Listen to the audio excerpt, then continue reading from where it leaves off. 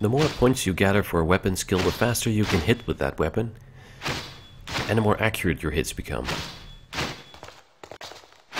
The fastest way to clear out these rubble piles, if you don't care where your experience is going, would be either with magic, with your fists, or with a quick weapon like the dagger. Or if I'd already found a pickaxe, I would be able to clear this in about 5 hits. Finally we're there.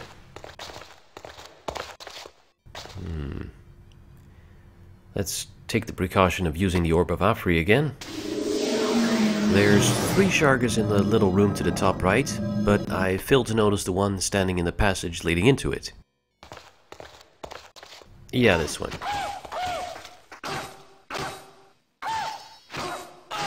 That's okay though, he falls pretty quick.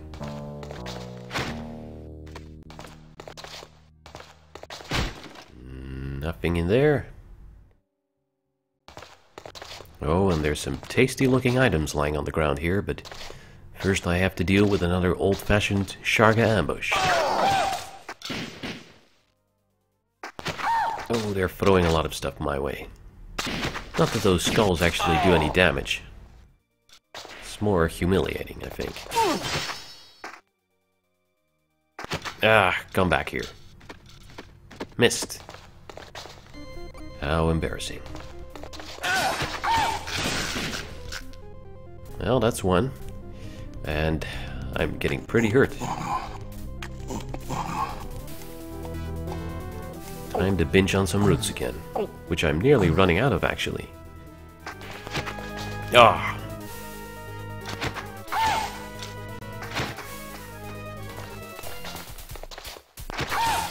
Come on, you guys. These guys are some pretty damn tough Shargas.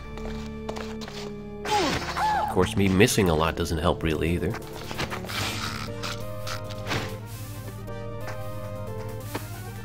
Alright, we've whittled them down to 1. That should be manageable.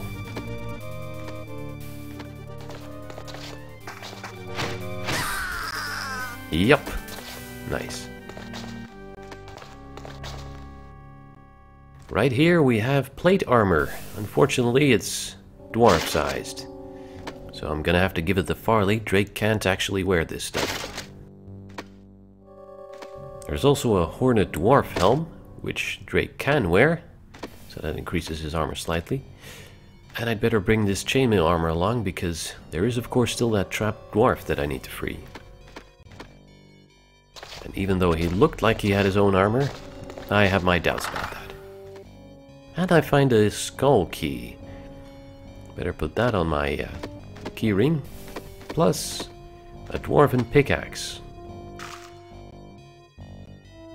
The pickaxe is a two-handed weapon, which is really crappy to use in battle because its damage isn't that great and its accuracy is terrible. The only thing you can really use it for is clearing cave-ins because it's a bit quicker than using your regular weapons. Now, you may have noticed that it doesn't really matter what type of sword or axe you have in your hand. The animation it plays when you swing it still looks exactly the same. Well, unfortunately that's also sort of the case with the pickaxe. Instead of making a separate animation for it when you put it in Drake's hand or swing it, they simply used an axe. A little bit lazy looking. So I'm gonna bring this piece of crap along, but probably never actually gonna use it. Well, let's head back north and free that other dwarf. I expect he'll be very grateful. It only looks like he's armored and has a helmet and everything. Even an axe. Death awaits us. We are searching for Farli's brother, Domber. He was taken prisoner by the Throgs. Then we must hurry to the Throgite temple before he is sacrificed to their dark god. Then this is no time for idle chatter. Aye. Aye, yes, this is Karzak. An awesome dwarf. Possibly a more awesome dwarf than Farli. Aside from having an awesome voice, Karzak has a ton of health. He's great with an axe, just like Farli's great with a hammer. And he can carry a shield. I'd better put some chainmail armor and a helmet on him though, because as you can see, he doesn't have any of those. When they were filming the actors for this game, They apparently didn't bother filming an armorless dwarf with no axe in his hands, which is a little bit jarring, but I guess I can get over it.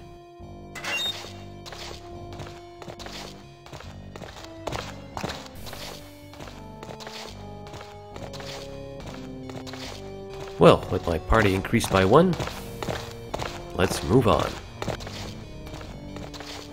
Unlike Farli, the game actually doesn't force you to bring Karzak along.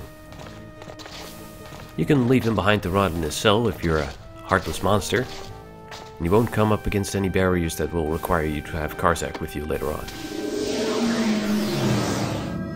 Can't imagine why anyone would do that though, unless they were trying to challenge themselves. Let's clear out these plants.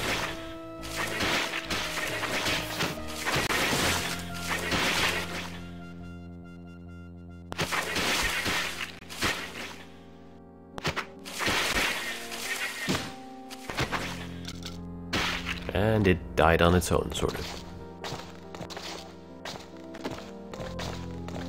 I used to think that ceilings that looked like this meant a cave-in would happen as soon as you pass under them, but actually they seem to be wasp hives that are inactive. Oh, I've already been on the other side of this. Killed that mushroom then. This button opens a way to a mana circle. Awesome. Lesser aerial magic. Used before you must ascend great heights. Well, this spell is slightly deceptively named. It's called Lesser Aerial Magic because you have to imagine that Greater Aerial Magic would involve you flying. Instead, this magic lets you sort of float, or rather, if you cast it on yourself and drop down a hole, it prevents you from taking fall damage. The game calls this effect Feather Fall. Anyway, let's use the presence of this mana circle to heal myself, Farli and Karzak all the way up to full health.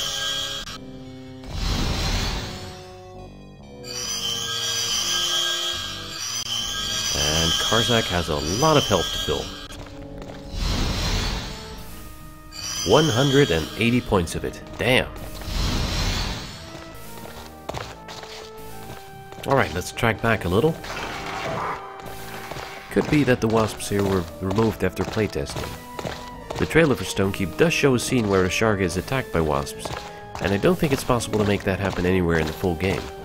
There's still a door of interest over here. Nothing in this pile of crap. Oh, it's runaway Sharga. Let's see where he's going, or rather where he's trying to lure me. Well, I don't want to step over there. I'll show why in a moment. Firebolt rune. Ranged fire attack. Well, if you somehow missed this one on the second level, here it is. Now let's quietly sneak up on this Sharga fellow and toast his back. Sweet. Don't pull this lever, or the other one, because they'd open up a pit trap that you were supposed to fall into.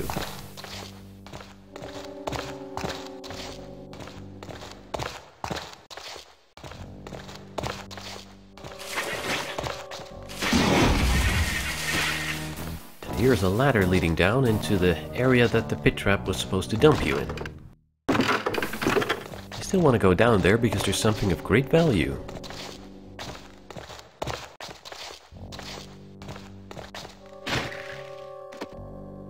It's a silver rune staff.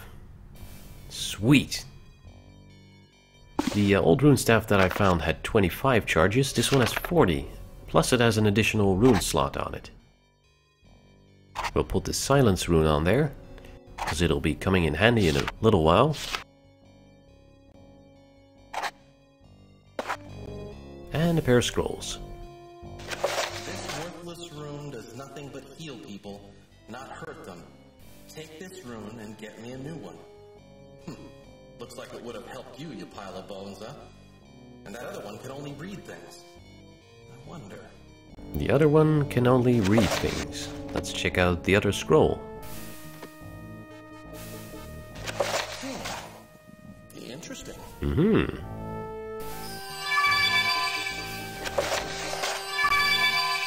This here's the reading or language rune. Up ahead I'll be coming across some signs that Drake will sometimes not be able to read. Casting this rune on him will allow him to read those signs.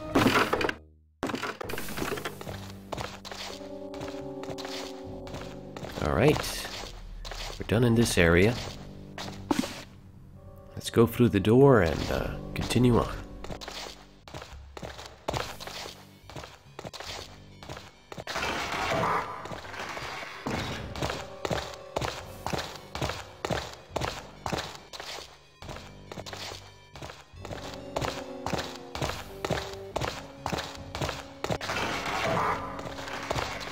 Just a quick recharge in the mana circle.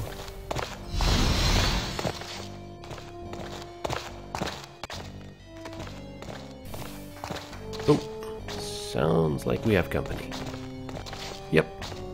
Another around the corner ambush.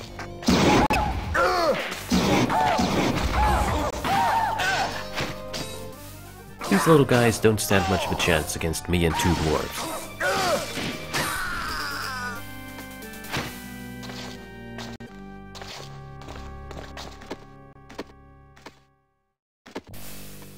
Oh, one of them dropped a crappy Sharga pickaxe.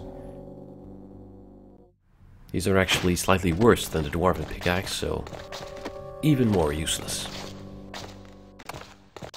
Oh, and in this chest I find the arrow quiver at last. Of course, I don't have a bow just yet, so I'm gonna put this in my inventory, but not actually put the majority of my arrows in it, or I won't be able to throw them anymore until I actually find the bow.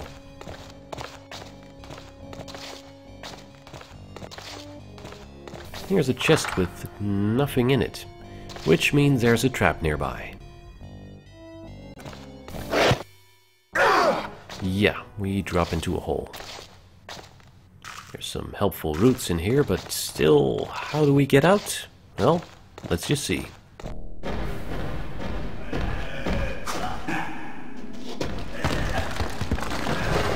Back up, back up, back up!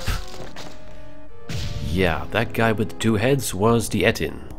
He's sort of the boss of these mines. Not too smart, but pretty strong. Let's hope we don't have to go toe-to-toe with him. Climbing out of this hole stranded us on the other side of it, which means that we can't actually go back there. Luckily I won't have to backtrack far to actually get there anymore.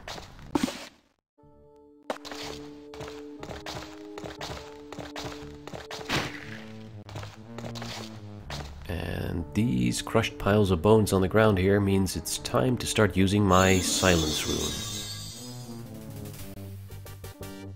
Let's carefully approach here. Do you hear that snoring? That's a good indication that you don't want to make any unnecessary noise. Yes, here we have the Etin, quietly napping on the ground.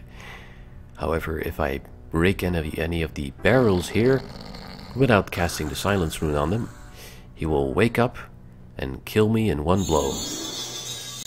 Trust me, there is no way to kill the Etin. You do not want to wake him up. Also, if I step up to the tile that he's lying on and try to spin around him, he will also wake up. In his chest we find some gems, a frog head, which is actually a key shaped like a frog head apparently. Don't know how that works. And the Orb of Aquila, the second orb we find. Like the Orb of Afri, this orb has a special power, but I'll get a chance later to show off how that works.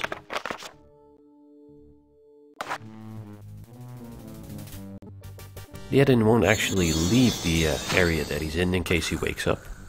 But if he does wake up, you're screwed. You'll have to wait like a half hour before he goes back to sleep.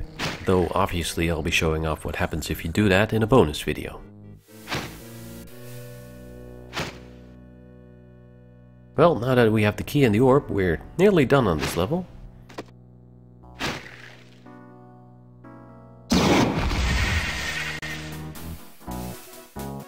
Let's just check out what little things we missed.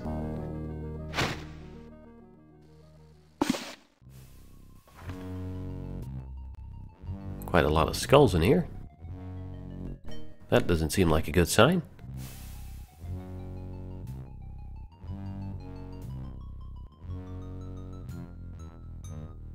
I guess these were victims of the Etin. But there's not actually any enemies in here. Oh, another cave-in.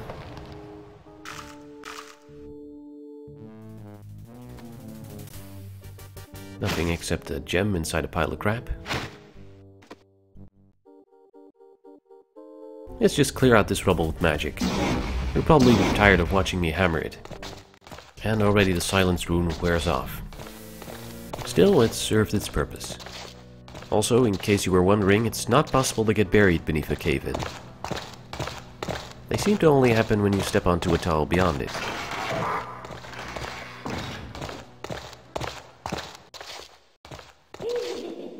Did you hear that snickering? And notice the holes in the wall to the left here?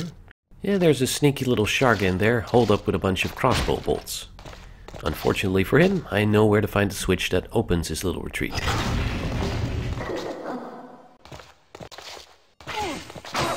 And he starts whimpering, but I have no mercy today. Also, he literally shat his pants. Great.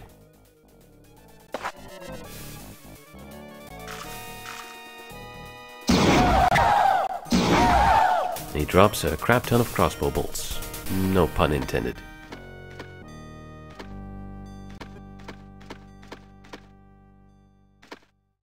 Trying not to grab his crap. Obviously, I'll leave his crossbow and quiver behind. No use for those.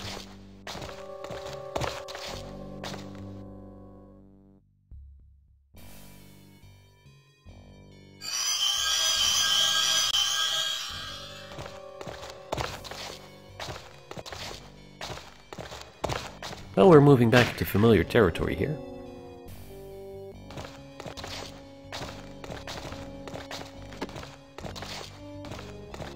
Yet another empty wasp hive. I can imagine them getting quite annoying just from the sound alone if all of these hives are actually active. And here we are back in familiar territory. The cave-in ahead is piled much higher to indicate that it can't actually be cleared, not even with a pickaxe. They might as well have just made a blank wall there, but I guess it breaks up the monotony.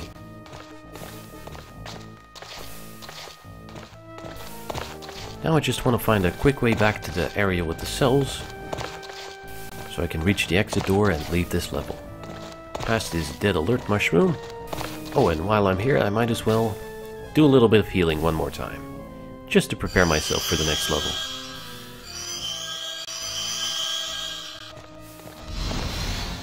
I make a point to select the firebolt rune here because, in case you were curious, it is actually possible to heal your enemies by accident.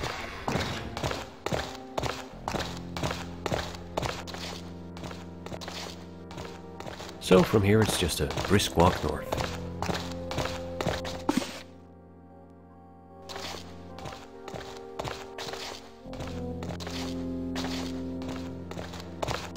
Time to see what awaits us on the second level of the Sharga Mines.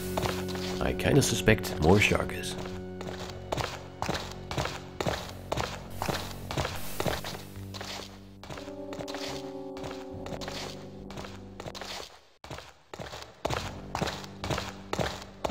Well, that's it for this level. I'll catch you on the next one.